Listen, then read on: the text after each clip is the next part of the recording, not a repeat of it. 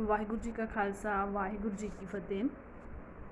ਅਸੀਂ 11ਵੀਂ ਜਮਾਤ ਦੇ ਪਾਠ ਪੁਸਤਕ ਲਾਜ਼ਮੀ ਪੰਜਾਬੀ ਵਿੱਚ ਦਰਜ ਘੋੜੀਆਂ ਲੋਕ ਗੀਤ ਵਿੱਚੋਂ ਦੂਸਰੀ ਘੋੜੀ ਜਿਹੜੀ ਉਹ ਪੜ੍ਹਨ ਜਾ ਰਹੇ ਹਾਂ, ਜਿਸ ਦਾ ਸਿਰਲੇਖ ਹੈਗਾ ਮੈਂ ਬਲਿਹਾਰੀ ਵੇ ਮਾਂ ਦਿਆ ਸੁਰਜਣਾ।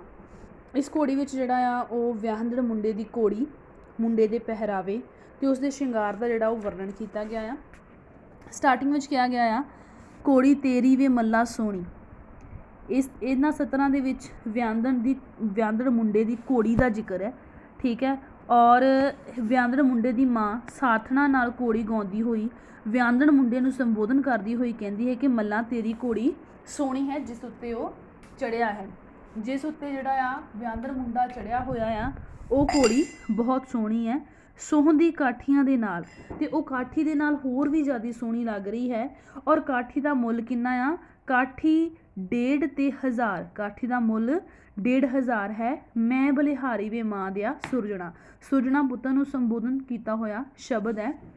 ਜਿਵੇਂ ਆਮ ਹੀ ਘੋੜੀਆਂ ਦੇ ਵਿੱਚ ਆ ਉਹ ਕਿਸੇ ਨਾ ਕਿਸੇ ਮੁੰਡੇ ਦਾ ਨਾਮ ਜਿਹੜਾ ਉਹ ਲੈ ਕੇ ਸੰਬੋਧਨ ਕੀਤਾ ਜਾਂਦਾ। ਸੁਰਜਣ ਇੱਕ ਨਾਮ ਜਿਹੜਾ ਉਹ ਰੱਖਿਆ ਗਿਆ ਮੁੰਡੇ ਦਾ ਔਰ ਉਹਨੂੰ ਸੰਬੋਧਨ ਕੀਤਾ ਗਿਆ ਆ। ਔਰ ਮਾਂ ਕਹਿੰਦੀ ਹੈ ਮੈਂ ਤੇਰੇ ਤੋਂ ਬਲਿਹਾਰੀ ਜਾਂਦੀ ਹਾਂ, ਮੈਂ ਤੇਰੇ ਤੋਂ ਸਦਕੇ ਜਾਂਦੀ ਹਾਂ, ਕੁਰਬਾਨ ਜਾਂਦੀ ਹਾਂ, ਵਾਰੀ ਜਾਂਦੀ ਹਾਂ। ਅੱਗੋਂ ਫਿਰ ਕੀ ਕਹਿੰਦੀ ਹੈ ਮਾਂ? ਸਾਥਣਾ ਦੇ ਨਾਲ ਘੋੜੀ ਗਾਉਂਦੀ ਹੋਈ ਵਿਆਹੰਦੜ ਮੁੰਡੇ ਨੂੰ ਸੰਬੋਧਨ ਕਰਦੀ ਹੈ। ਕਹਿੰਦੀ ਸੁਰਜਣਾ ਵਿੱਚ ਵਿੱਚ ਬਾਗਾਂ ਦੇ ਤੁਸੀਂ ਆਇਓ, ਚੋਟ ਨਗਾਰਿਆਂ 'ਤੇ ਲਾਇਓ, ਖਾਣਾ ਰਾਜਿਆਂ ਦੇ ਖਾਇਓ, ਮੈਂ ਬਲਿਹਾਰੀ ਵੇ ਮਾਂ ਦਿਆ ਸੁਰਜਣਾ। ਕਿ ਤੁਸੀਂ ਜਿਹੜਾ ਆ ਉਹ ਬਾਗਾਂ ਦੇ ਵਿੱਚ ਆਉਣ ਲਈ ਕਹਿੰਦੀ ਹੈ ਔਰ ਨਗਾੜਿਆਂ 'ਤੇ ਚੋਟ ਲਾਉਣ ਲਈ ਮਾਂ ਆਖਦੀ ਹੈ। ਔਰ ਨਾਲ ਕਹਿੰਦੀ ਕਿ ਤੁਸੀਂ ਰਾਜਿਆਂ ਦੀ ਤਰ੍ਹਾਂ ਖਾਣਾ ਖਾਓ, ਅਤੇ ਮਾਂ ਆਪਣੇ ਪੁੱਤਰ ਤੋਂ ਕੁਰਬਾਨ ਜਾਂਦੀ ਹੈ। ਅੱਗੇ ਜਾ ਕੇ ਜਿਹੜਾ ਆ ਉਹ ਮੁੰਡੇ ਦੇ ਖਾਨਦਾਨ ਦੀ ਜ਼ਿਕਰ ਕਰਦੀ ਹੋਈ ਮਾਂ ਉਸ ਦੀ ਜਿਹੜੀ ਹੈ ਉਹ ਤਾਰੀਫ ਕਰਦੀ ਹੈ। ਔਰ ਵਿਆਹੰਦੜ ਮੁੰਡੇ ਦੀ ਮਾਂ ਸਾਥਣਾਂ ਦੇ ਨਾਲ ਘੋੜੀ ਗਾਉਂਦੀ ਹੋਈ ਆਖਦੀ ਹੈ, ਸ਼ੈਲ ਨਵਾਬਾਂ ਦੇ ਘਰ ਟੁੱਕਣਾ। ਕਿ ਜਿਹੜੇ ਮੁੰਡੇ ਨੇ ਉਹ ਸ਼ੈਲ ਨਵਾਬ ਨੇ, ਭਾਵ ਉਹਨਾਂ ਨੇ ਜਿਹੜਾ ਉਹ ਨਵਾਬਾਂ ਦੇ ਘਰ ਟੁੱਕਣਾ ਆ। ਮਾਂ ਪੁੱਤਰ ਨੂੰ ਆਖਦੀ ਹੈ ਕਿ ਉਹ ਅਮੀਰਾਂ ਸਰਦਾਰਾਂ ਵਾਲੀ ਉਸਦੀ ਚਾਲ ਹੈ। ਟੁੱਕਣਾ ਉਮਰਾਵਾਂ ਦੀ ਤੇਰੀ ਚਾਲ, ਭਾਵ ਰਾਜਿਆਂ ਮਹਾਰਾਜਿਆਂ ਵਰਗੀ ਮੁੰਡੇ ਦੀ ਚਾਲ ਹੈ। ਵਿੱਚ ਸਰਦਾਰਾਂ ਦੇ ਤੇਰਾ ਬੈਠਣਾ, ਅਤੇ ਮੁੰਡੇ ਦਾ ਜਿਹੜਾ ਸਰਦਾਰਾਂ ਦੇ ਵਿੱਚ ਬੈਠਣਾ ਉੱਠਣਾ ਆ। ਮਾਂ ਪੁੱਤਰ ਤੋਂ ਕੁਰਬਾਨ ਜਾਂਦੀ ਹੋਈ ਕਹਿੰਦੀ ਹੈ ਮੈਂ ਬਲਿਹਾਰੀ ਵੇ ਮਾਂ ਦਿਆ ਸੁਰਜਣਾ। ਉਸ ਤੋਂ ਬਾਅਦ ਜਿਹੜਾ ਆ ਮੁੰਡੇ ਦੇ ਪਹਿਰਾਵੇ ਦੀ ਤਾਰੀਫ ਕਰਦੀ ਹੋਈ ਮਾਂ ਕਹਿੰਦੀ ਹੈ, ਸਾਥਣਾ ਨਾਲ ਘੋੜੀ ਗਾਉਂਦੀ ਹੋਈ ਘੋੜੀ 'ਤੇ ਚੜ੍ਹੇ ਹੋਏ ਮੁੰਡੇ ਨੂੰ ਸੰਬੋਧਨ ਕਰਦੀ ਹੈ। ਕਹਿੰਦੀ ਹੈ ਚੀਰਾ ਤੇਰਾ ਵੇ ਮੱਲਾ ਸੋਹਣਾ, ਭਾਵ ਜਿਹੜੀ ਪੱਗ ਬੰਨੀ ਹੋਈ ਹੈ ਮੁੰਡੇ ਨੇ ਉਹ ਬਹੁਤ ਹੀ ਸੋਹਣੀ ਹੈ। ਸੋਹਣਾ ਸੁਹੰਦਾ ਕਲਗੀਆਂ ਦੇ ਨਾਲ, ਠੀਕ ਹੈ। ਔਰ ਜਿਹੜਾ ਆ ਕਲਗੀਆਂ ਦੇ ਨਾਲ ਉਹ ਸੋਹੰਦਾ ਆ।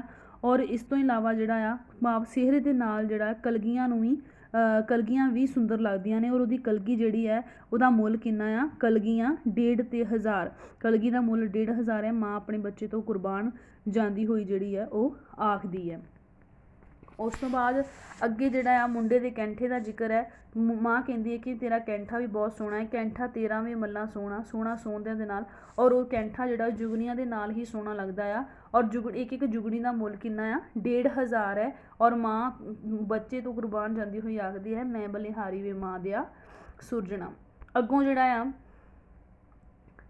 ਮਾਂ ਜਿਹੜੀ ਹੈ ਉਹ ਦੱਸਦੀ ਹੈ ਉਸਦੇ ਪਹਿਰਾਵੇ ਦਾ ਜ਼ਿਕਰ ਕਰਦੀ ਹੋਈ ਉਸ ਦੀ ਤਾਰੀਫ ਕਰਦੀ ਹੈ। ਆਪਣੀ ਸਾਥਣਾ ਦੇ ਨਾਲ ਘੋੜੀ ਗਾਉਂਦੀ ਹੋਈ ਮੁੰਡੇ ਨੂੰ ਸੰਬੋਧਨ ਕਰਦੀ ਹੈ।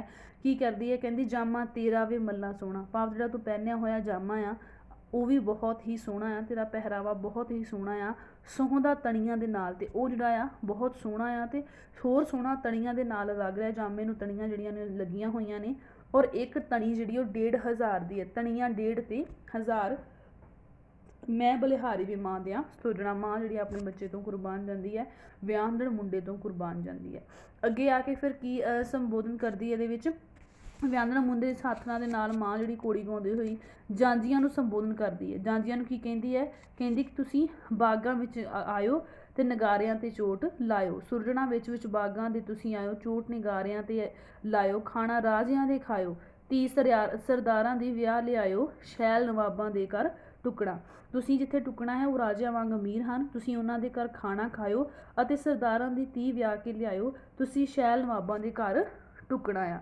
ਸੋ ਇਸ ਤਰੀਕੇ ਨਾਲ ਇਸ ਪੂਰੀ ਘੋੜੀ ਦੇ ਵਿੱਚ ਜਿਹੜਾ ਆ ਉਹ ਕੀ ਦੱਸਿਆ ਗਿਆ ਆ, ਵਿਆਹੰਦੜ ਦੀ ਘੋੜੀ, ਉਸ ਦੀ ਸ਼ਾਨ, ਉਸ ਦਾ ਪਹਿਰਾਵਾ ਅਤੇ ਉਸ ਦੇ ਸ਼ਿੰਗਾਰ ਦਾ ਵਰਣਨ ਕੀਤਾ ਗਿਆ ਆ। ਵਿਆਹੰਦਣ ਦੀ ਮਾਂ ਸਾਥਣਾ ਨਾਲ ਘੋੜੀ ਗਾਉਂਦੀ ਹੋਈ ਵਿਆਹੰਦਣ ਦੀ ਘੋੜੀ ਜਿਸ ਉੱਤੇ ਉਹ ਚੜ੍ਹਿਆ ਹੋਇਆ ਉਹਨੂੰ ਸੋਹਣੀ ਦੱਸਦੀ ਹੈ।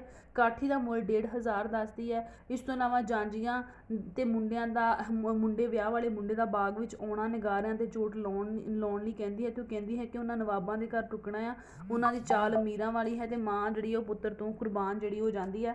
ਮਾਂ ਪੁੱਤਰ ਦੇ ਚੀਰੇ ਨੂੰ ਵੀ ਸੋਹਣਾ ਦੱਸਦੀ ਹੈ, ਜੋ ਕਲਗੀਆਂ ਦੇ ਨਾਲ ਜਿਹੜਾ ਉਹ ਸਜਾਇਆ ਗਿਆ ਹੈ। ਕੈਂਠਾ ਵੀ ਸੋਹਣਾ ਹੈ ਜੋ ਜੁਗਨੀਆਂ ਨਾਲ ਸੋਹਣਾ ਲੱਗਦਾ ਹੈ। ਤਣੀਆਂ ਵੀ ਜਿਹੜੀਆਂ ਨੇ ਉਹ ਕੁੜਤੇ ਦੀਆਂ ਸੋਹਣੀਆਂ ਨੇ ਔਰ ਇਹਨਾਂ ਸਾਰਿਆਂ ਦਾ ਮੁੱਲ 1,500 ਹੈ। ਔਰ ਨਾਲ ਦੀ ਨਾਲ ਮਾਂ ਕਹਿੰਦੀ ਹੈ ਕਿ ਵਿਆਹੰਦਣ ਬੁੱਧ ਅਤੇ ਜਾਂਜੀਆਂ ਨੂੰ ਕਹਿੰਦੀ ਹੈ ਕਿ ਉਹਨਾਂ ਨਵਾਬਾਂ ਦੇ ਘਰ ਟੁਕਣਾ ਆ ਅਤੇ ਸਰਦਾਰਾਂ ਦੀ ਧੀ ਜਿਹੜੀ ਉਹ ਵਿਆਹ ਕੇ ਲਿਆਉਣੀ ਹੈ। ਸੋ ਉਮੀਦ ਹੈ ਘੋੜੀ ਸਮਝ ਆਈ ਹੋਏਗੀ। ਵਾਹਿਗੁਰੂ ਜੀ ਕਾ ਖਾਲਸਾ, ਵਾਹਿਗੁਰੂ ਜੀ ਕੀ ਫਤਿਹ।